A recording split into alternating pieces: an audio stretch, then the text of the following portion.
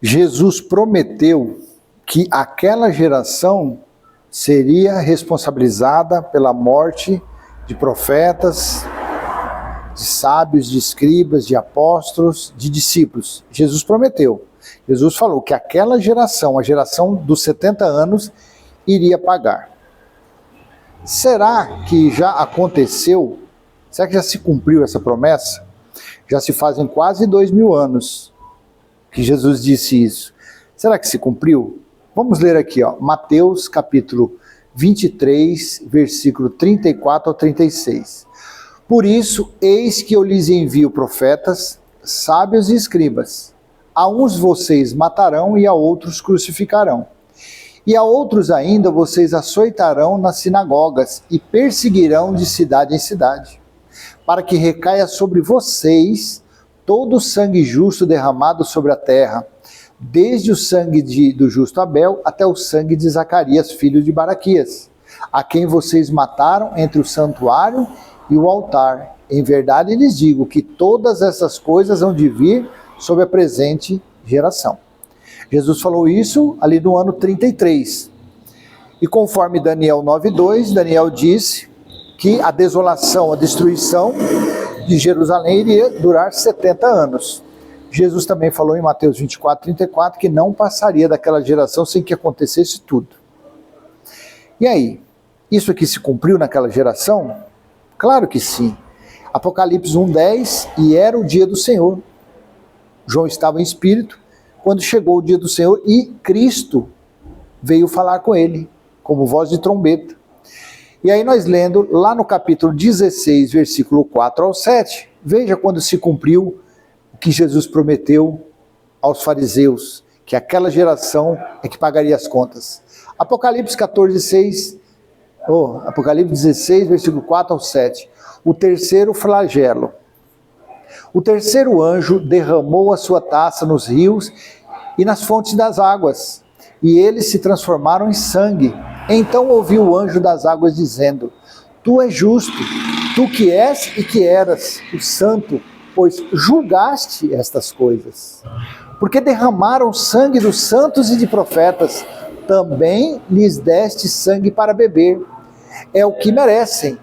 Ouvi uma voz do altar que dizia: Certamente, ó Senhor Deus Todo-Poderoso, verdadeiros e justos são os teus juízos.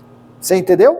No dia do Senhor, que chegou lá em Apocalipse 1:10, por isso que o Apocalipse tem 22 capítulos, foi escrito para a sentença, para o julgamento, para o castigo da nação israelita.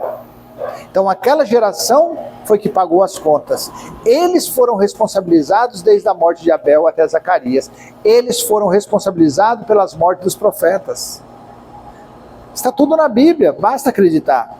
Agora, como que uma pessoa, um teólogo, como que um religioso vai entender isso, se quando ele abre uma Bíblia de estudo, Apocalipse 1:10 está falando que representa o domingo? Ou o sábado no passado? Aí pronto. Aí a pessoa não entende.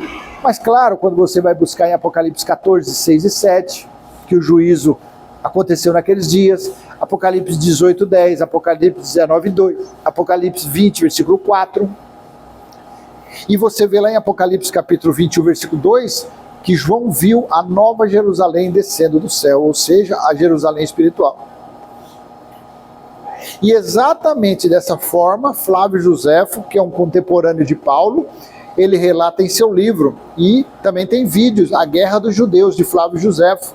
Ele fala que os homens, tanto que as mulheres, ao darem à luz, comeram seus recém-nascidos dentro de Jerusalém durante o cerco, que ocorreu de 69 ao ano 70. A água que eles bebiam era sangue, exatamente como está lá em Apocalipse 14, versículo 6. Porque derramaram sangue dos santos e de profetas, também lhes deste sangue para beber, é o que merecem. Você consegue entender? A Bíblia explica ela. Por que a Bíblia explica a Bíblia? Porque tudo se cumpriu, cara pálida. Tudo se cumpriu, não sobrou nada. Jesus disse lá em Lucas 21, 23, ai das que estiverem grávidas naqueles dias, porque terá muita aflição, para se cumprir tudo o que está escrito. Então durante o cerco, durante aquela aquela invasão romana dentro de Jerusalém, se cumpriu tudo. E o cerco durou 13 meses, 390 dias. 1 ano e 1 mês de cerco. Você imagine uma cidade cercada, sem poder entrar nada e sem sair nada.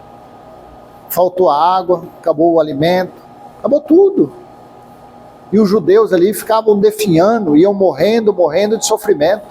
Por isso que tanto lá em Sofonias capítulo 4, versículo 9, como em Apocalipse capítulo 6, 15 ou 9, 15, por ali, também, eu acho que é 6, 15. Está escrito que os homens pediram a morte e a morte fugiu deles. Porque eles achavam lá em Sofonias 10, 9, fala que, Lamentações 10, 9, fala que os homens que estavam sendo mortos à espada eram mais felizes do que os que estavam morrendo de fome e de sede. Dentro de Jerusalém, naquela grande tribulação, homens inseriam varas de madeira no reto das pessoas, segundo Flávio Joséfo, para descobrirem onde tinham alimentos, onde tinha água, para você ver como foi a grande tribulação. E ficam por aí dizendo, Jesus vai voltar. Para que Jesus vai voltar se ele voltou, se o Cristo voltou lá na ilha de Patmos, onde esteve com João, está na Bíblia, Apocalipse 1, 10, 11, versículos 17 e 18, foi quando ele voltou, e ele esteve, faz barulho aqui, gente, porque ó, aqui, eu fico gravando aqui, ó, fica passando carro, caminhão aqui, ó, porque como eu estou vendendo meu sorvetinho aqui, ó, é que não dá para ver, aí infelizmente, você me desculpa por causa do barulho, tá? Mas o que importa é a essência da palavra. Então quando você lê agora Lucas 11, lá no finalzinho, e Mateus 23, lá no final também, que diz que aquela geração seria responsabilizada, agora você tem parâmetro, você tem argumento para você falar para um religioso. Está aqui, ó, em Apocalipse 14, capítulo 16, aqui, ó, versículo 4 e 7. Quando se cumpriu aquilo que Jesus falou, quando eles, os líderes religiosos, os representantes de Moisés, os que mataram os profetas, mataram os discípulos, passaram pelo grande julgamento, pelo grande juízo. Você tem argumento agora. Está escrito na Bíblia, tá bom? Então eu vou pedir que você venha contribuir com o nosso canal, ó, dando aquele joinha, comentando, compartilhando, se inscrevendo, e vamos em frente, pedindo para o Pai do nosso Espírito, que é o grandioso soberano, venha nos dar entendimento cada vez mais, porque esse entendimento não é para todo mundo. Para todo mundo, que eu quero dizer assim, não é para os religiosos, e principalmente o entendimento desse não é para a teologia. Você imagine esses cães, esses mercenários com o entendimento nosso, desse que a gente tem. O estrago que eles iriam fazer nas contas bancárias dos seus fiéis, nos bolsos dos seus fiéis. Imagine como seria ainda maior a escravidão dentro desses templos.